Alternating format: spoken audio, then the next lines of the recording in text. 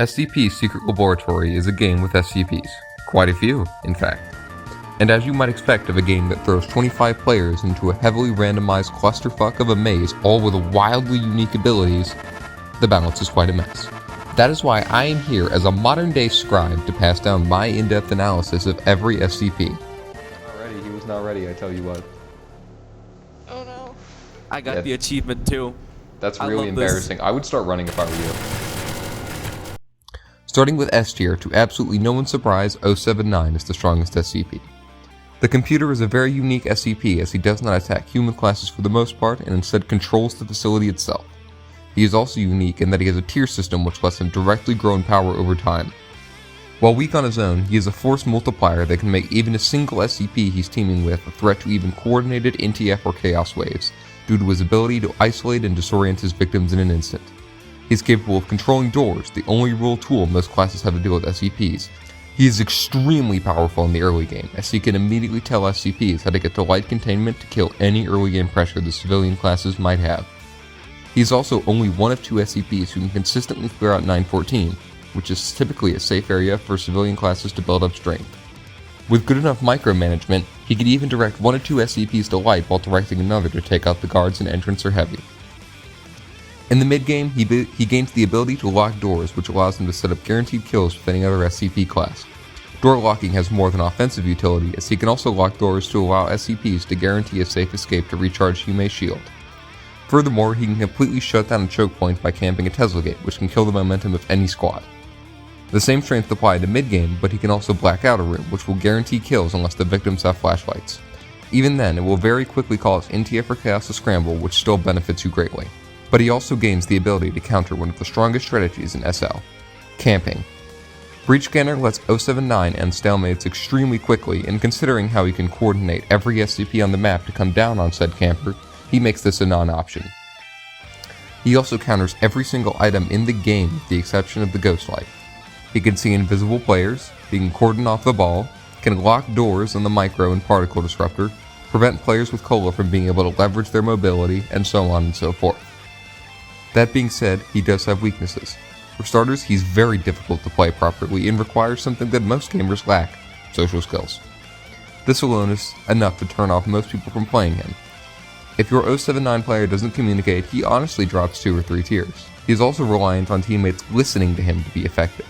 Despite this, 079 is a complete monster, and I believe he is by far the strongest SCP in the entire game. Oh yeah, no, like a bit of... Fucking bad, so. I'm getting touched. Hey, wait, you can go kill a puppy girl.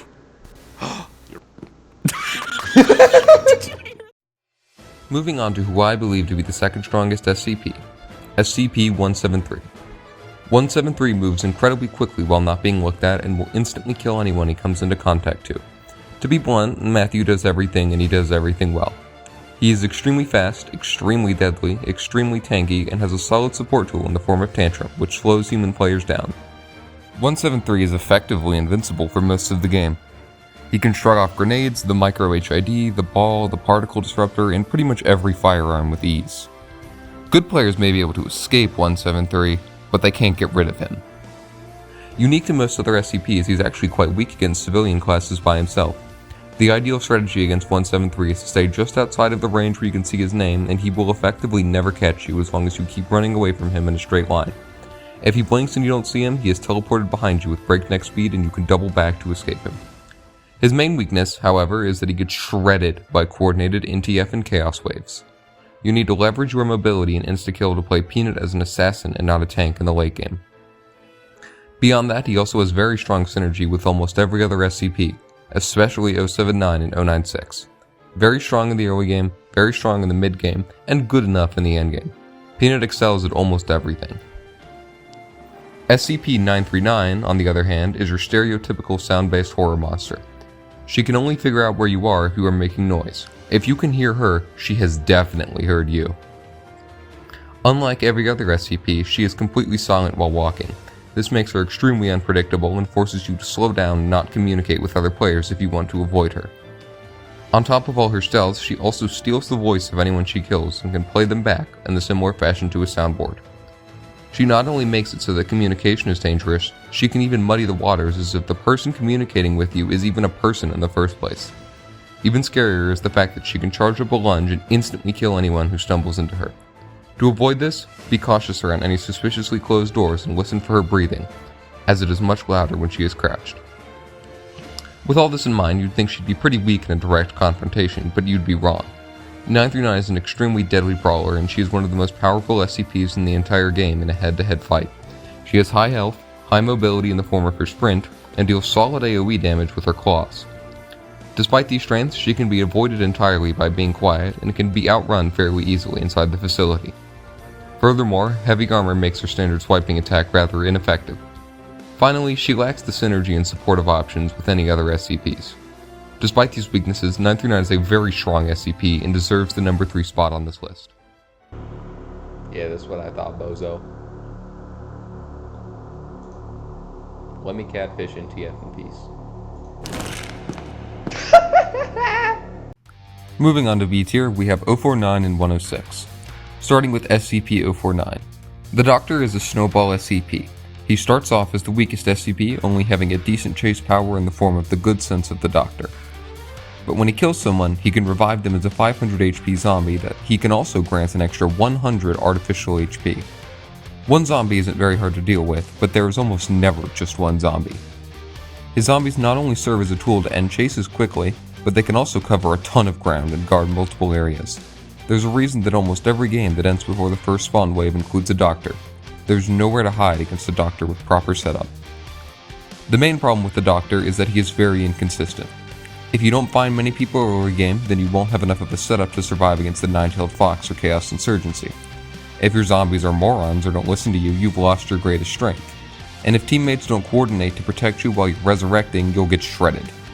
In summary, 049 is an SCP with very high highs and very low lows. 106, by contrast, is very consistently decent. He is incredibly difficult to kill due to his two main abilities, Stalk and Hunter's Atlas. Effectively, he can both move through the floor and teleport around the facility. Additionally, he can walk through any door, even the gates. This makes him not only incredibly good at engaging enemies that are hiding, but it also makes him annoyingly good at running away. Because of the fact that he can run away and recharge Humei's shield almost indefinitely, the only way to kill a good 106 is to detonate the Alpha warhead and force him to the surface, while a coordinated NTF or Chaos Insurgency wave shoots him while he's on cooldown. He has decent support in the form of his Corrosive Touch, which staffs stamina and deals damage over time. Even then, it still takes 2 hits to send someone to his pocket dimension. And for those of you who don't know, when SCP-106 sends someone to his pocket dimension, they appear in an empty room with 8 exits. 7 of them lead to their death and 1 of them leads to freedom. The exit is randomized every time someone chooses a path. If you get stuck here, it's a good idea to check the bodies of any of his prior victims before you commit to a path on the off chance that you do escape. Due to the fact that 106 only has one very admittedly impactful strength and is mediocre in every other regard, I think he fits nicely in the bottom of B tier as the second worst SCP. Oh, he's gonna make them take a third. Yes. This is an One of you has enhanced to die interrogation. by taking 3 candies, the other one gets to go. No, it's a friend It's game. a saw They trap. just became friends by doing it to— Your final count. No, Jeremy! No! Game They situation, both they're did it! They didn't want to— Oh god, they're gonna die the like most brothers side by beautiful side. ending. No! They were in the end, I guess. Now we come to an arguably the worst SCP in the entire game, SCP-096. SCP-096 is a very simple SCP. If you look at his face, you die. The problem is that, for him to even attack you, you have to make a mistake. Against even halfway decent players, 096 is extremely weak. Against a coordinated and competent group of players, he gets shredded in an instant. Even 4 guards are enough to take down 096 at round start. He lacks any form of mobility, being slower than human classes while pacified. He also lacks any form of stealth due to his extremely loud crying. He can't deal with civilian classes, he can't deal with armed classes, and his ability to break doors isn't particularly useful because by the time you hit endgame where enemies don't need doors, because they can just mow you down directly. Even if you look at him, he should be strong, but this is not the case. Elevators completely nullify his power, flashbangs and grenades or the micro can kill him before he even becomes enraged. God forbid if you aren't able to kill every enemy before your rage ends, as you are defenseless for an excruciatingly long period of time. Due to its extraordinary weaknesses and lack of any notable redeeming qualities, it is safe to say that 096 is by far the worst SCP, and he will remain that way until his inevitable 50th rework. Here's the final tier list. Like this video if you agree, and if you disagree, you are nitpicking and biased. I win, bye bye, shut the video.